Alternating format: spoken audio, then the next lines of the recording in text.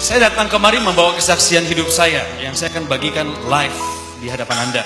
Dan apa yang saya katakan, ceritakan ini saya nggak tambahin, saya nggak kurangin. Saya nggak mau karena saya ada di atas mimbar. Saya nggak tahu bagaimana menceritakan kisah hidup saya yang lebih dari 30 tahun ini dalam waktu 15 menit. Tapi saya berdoa di belakang, Tuhan pimpin supaya Tuhan yang pilihkan yang terbaik. Banyak orang mengira saya sudah punya modal ketika tampil di dunia entertainment. Ada modalnya. Tapi bukan uang, bukan baju, bahkan bukan rambut yang memuji Tuhan berdiri begini. Not at all. Capital saya adalah talenta. Tuhan kasih saya talenta berbicara, kasih talenta suara, bersyukur untuk itu. Tapi saya lahir dari keluarga yang sederhana. Papa saya lebih dari 20 tahun, beliau bergumul dengan pekerjaannya. Gak pernah dapat pekerjaan tetap. Ayah saya pernah jadi mandor di sebuah proyek, pernah jadi kepala security di sebuah hotel berbintang 3. Pernah jadi pengangguran. Saya tahu kisah beliau karena saya anaknya. Nomor 1, saya punya 2 adik perempuan. Ibu saya, Tuhan kasih rejeki yang agak lebih. Karena beliau punya talenta, punya modal dari orang tuanya. Jadi yang menghidupi keluarga kami lebih dari 20 tahun sebenarnya tulang punggungnya mama saya. Nah, karena mamahnya mengambil peran ayah yang harusnya jadi sumber pencari nafkah, sering sekali ada dispute di antara mereka. Mereka sering argumen. Di depan saya, sebagai anak saya menyaksikan ayah saya kadang ditolak oleh ibu saya. Gak boleh pulang kalau gak bawa sesuatu. Tapi saya coba untuk memahami mereka. Saya gak mau menyalahkan salah satu dari antara mereka. Saya sayang sama dua-duanya. Saya cinta keluarga saya. Ayah saya gak sempat ngelihat saya seperti ini, Bapak Ibu. Lalu saya ingat dulu, ayah saya suka bisik-bisik ke saya, minta uang ke om kamu supaya bisa lanjut sekolah. Bapak saya bahkan gak bisa ngasih uang sekolah di waktu-waktu tertentu, waktu saya SD dulu. Jadi saya harus ngomong sama om saya, dia yang bayarin. Coke Sitohang kecil bertumbuh, puji Tuhan saya dididik di sekolah yang memang cukup strict waktu itu. Jadi saya gak ikut-ikutan gaul yang aneh-aneh. SMP saya ikut kur, ikut akapela, main basket, taekwondo, itu aja yang saya lakukan. Tapi begitu pulang ke rumah, kadang-kadang gak damai. Tapi Tuhan baik. Pelan-pelan Tuhan kasih pengertian sama ibu saya, bahwa itulah kemampuan ayah saya. Harusnya dia lebih menerima, meskipun mereka kadang dingin-dinginan.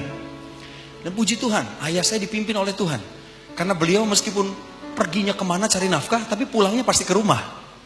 Dia punya hati untuk keluarganya.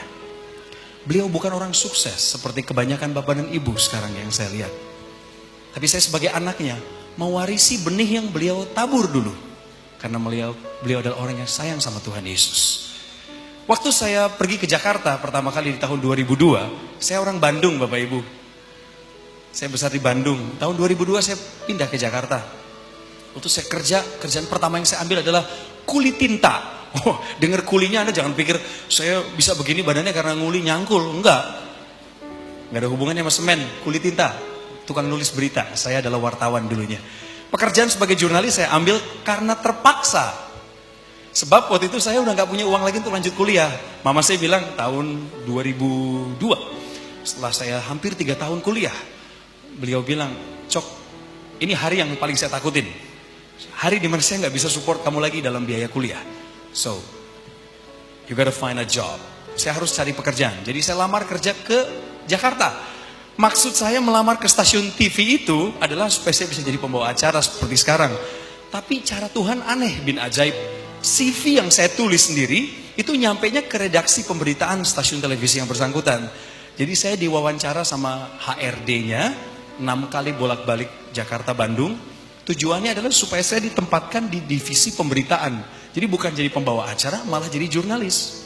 Saya pikir it's okay lah, yang penting saya dapat kerjaan. Jadi tahun 2002 saya pindah ke Jakarta dengan gaji 1,6 juta.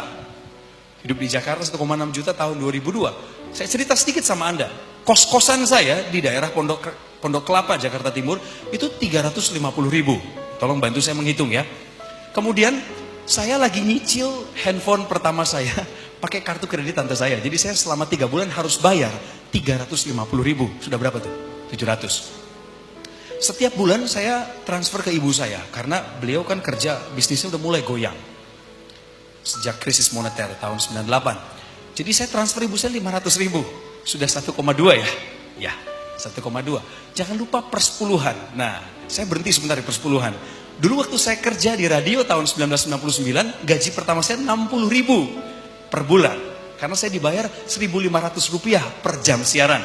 Jadi kalau masih ada penyiar radio yang digaji 1.500 di Solo, pulang dan bertobatlah. Saya dibayar 1.500 bos, tapi nggak apa-apa. Waktu itu saya senang-senang aja. Nah, waktu saya terima gaji pertama, ini cerita flashback dikit ya. Tante saya yang sudah di dalam Tuhan, udah berapi-api, dia ngomong gini, Cok, kamu kasih 1/10 dari pendapatan pertama kamu. Bahkan kalau perlu kasih buah sulung. Apa itu namboru? Tahu namboru nggak? Namboru itu bahasa Korea, artinya tante. Oh gitu ya namboru? Iya. Saya kasih 60 ribunya sama Tuhan karena saya diajar untuk setia dalam perpuluhan, jadi tak bayar. Nah, kembali lagi ke tahun 2002, gaji 1,6 juta, perpuluhan 160 ribu, betul? Ya. Dari 1,2 juta pengeluaran saya potong lagi 160 ribu. Silakan hitung sisanya. Nah, Anda kok ketawa ngenyek gitu ke saya ya? Apa saya ngerasa tersinggung gitu? Saya hidup sampai sekarang, benar. It's miracle. Ini ajaib, tapi Tuhan memelihara saya lewat kesetiaan perpuluhan. Tuhan baik, gaji saya naik. Oh iya. Dan saya diajar, perpuluhan tuh bukan ngasih ke hamba Tuhan. Enggak, kembaliin ke Tuhan, biar ada makanan di rumah Tuhan. Berapapun yang saya dapat.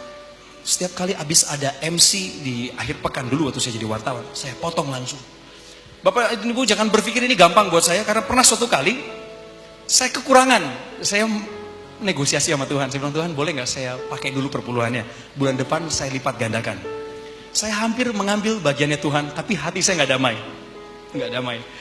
Tuhan bilang, jangan takut, saya akan pelihara kamu. Jadi saya ambil langkah radikal, saya ke ATM, saya ambil itu uang langsung masukin amplop. Hari Minggunya gereja, tanpa babi bu lagi, saya masukin ke dalam kotak dengan gemetar.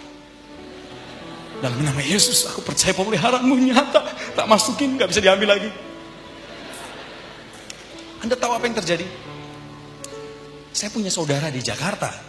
Nah saudara saya ini senang kalau saya datang ke rumahnya. Jadi pemeliharaan Tuhan itu sederhana loh. Tapi sebenarnya itu bentuk pemeliharaannya. Saya ditelepon sama tante saya. Cok, apa kabar? Gimana kos-kosan? Aman? Aman, Namboru. Sini dong main ke rumah saya. Ini sepupu-sepupumu kangen. Oke, dijemput sama supirnya. Kalau dijemput supirnya saya ngeluarin ongkos kan? Aman. Pergi ke rumahnya nginep 2 hari. Di rumahnya makan tentu dari beliau, betul? Dari beliau. Libur di sana, pergi ditraktir. Pulang ketika saya mesti kerja lagi, disangoni. Dikasih amplop. Iya. Coki gimana? Ada nggak uangnya? Oh nggak usah Namboru, nggak usah. Ah nggak apa-apa. Oh ya, makasih Namboru. Puji Tuhan. Masukin. Saya dulu nggak sadar itu bentuk pemeliharaan Tuhan loh saudara. Iya. Terus saya tiba-tiba bisa melewati aja minggu itu dengan hebat. Padahal gaji udah menipis. Sampai akhirnya saya berhenti bekerja di tahun 2005. Saya resign dari kantor itu dengan gaji terakhir. Sorry saya belak-belakan aja, gak apa-apa kan? 3,2 juta. Belum sarjana loh. Karena kuliah saya mandek waktu itu. Sampai sekarang pun masih. Well, saya cerita apa adanya. Jadi saya keluar tahun 2005 Bapak Ibu. Berkat pertolongan Tuhan, saya mendapatkan kesempatan untuk memulai karir saya di dunia entertainment. Tahun 2005 saya dapat kontrak 12 episode. Akhirnya saya keluar dari pekerjaan sebagai wartawan, mengejar cita-cita jadi pembicara dan pembawa acara seperti sekarang. Saya pikir semuanya mulus Bapak Ibu. Di kontrak 12 episode, di episode yang ke-7 saya tumbang, sakit. Saya nggak tahu ada penyakit itu di liver saya. Ternyata selama 2 tahun terakhir menurut analisa medis, masuklah yang namanya virus hepatitis ke hati saya. Dan saya nggak tahu karena saya nggak pernah cek ke dokter, nggak ada duit. Tahu-tahu pagi itu ya udah, saya bangun, saya merasa badan saya makin lemah, mata saya celong, jadi masuk ke dalam gitu Bapak Ibu, kurus, tirus pipinya, kuning matanya, perutnya buncit, badannya kurus. Saya nggak tahu sakit apa. Sampai pagi saya bangun, saya bilang sama Mbak, tolong bikinin saya mie instan, sarapan. Mohon maaf, saya masukin yang pertama saya muntah, lalu dibawa sama sahabat saya cek darah ke laboratorium dan saya menginap di rumah tante saya. Begitu keluar hasil tes darahnya, saya takut sekali Bapak Ibu. Saya takut banget karena sahabat saya ini orang Batak. Dia bawa hasil lab itu, ketemu sama Namboru saya yang nungguin saya di sana. Dan inilah Inilah susahnya orang Batak. Ekspresif. Sahabat saya ini masuk ruangan, saya kan lagi terkapar sakit, dia masuk ruangan terus dia gini. Namburu, dia pelukan. Saya ini yang stres kan nungguin hasilnya. Ini kenapa dia sampai nangis? Bener, saya takut sekali, saya bilang takut. Jangan-jangan ada kanker, ada apa, aduh, enggak. Saya bilang, tolong kamu ngomong dulu sama saya dong, apa hasilnya? Dibuka hasilnya Bapak Ibu. Kalau Anda cek darah sekarang, Anda sehat, cek kondisi liver Anda, SGPT, SGOT, betul ya? Itu SGPT nggak boleh lebih dari angka 41, SGOT tidak boleh lebih dari 39. Jadi kalau udah di atas itu, hati-hati, Anda sudah kena liver. Anda harus istirahat maksimal, minum obat beberapa minggu. Anda tahu hasil saya berapa? Mau tebak-tebakan angka? Sebut aja, nggak apa-apa, saya nggak akan tersinggung.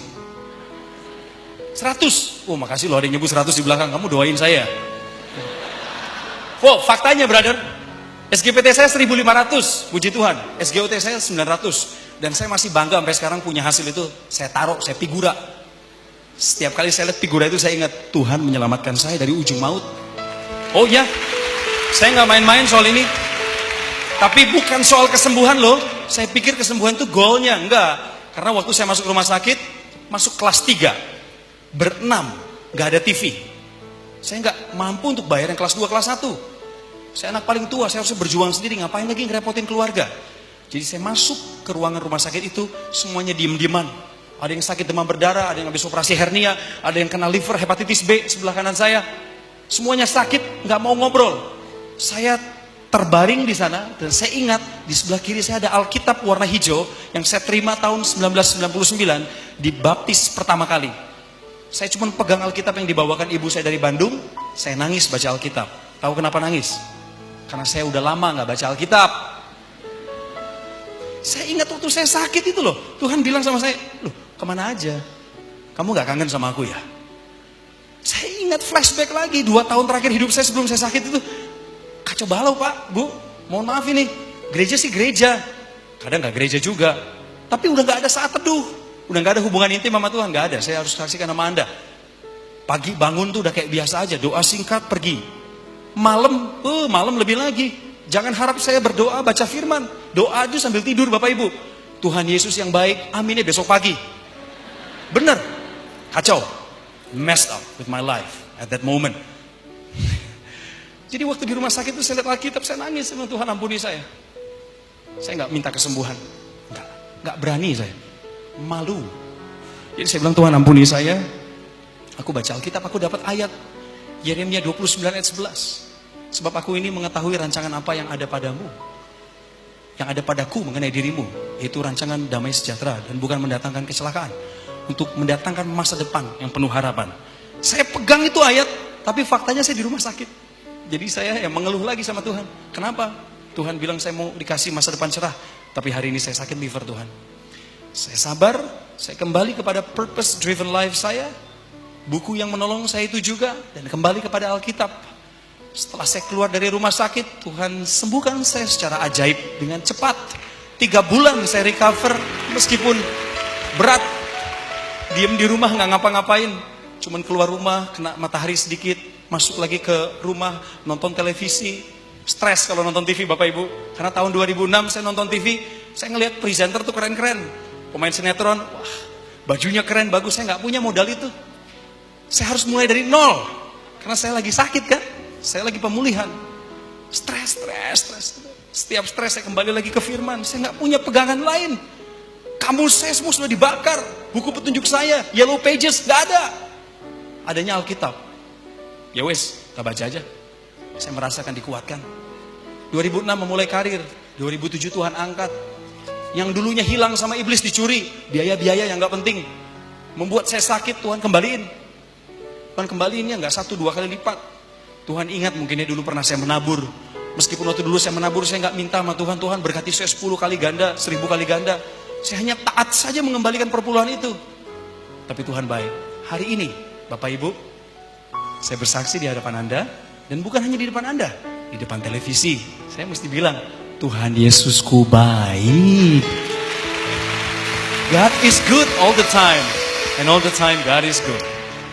Oh, banyak sekali yang pengen saya ceritain, tapi nggak malam ini. Sepertinya Anda harus mengundang saya lagi.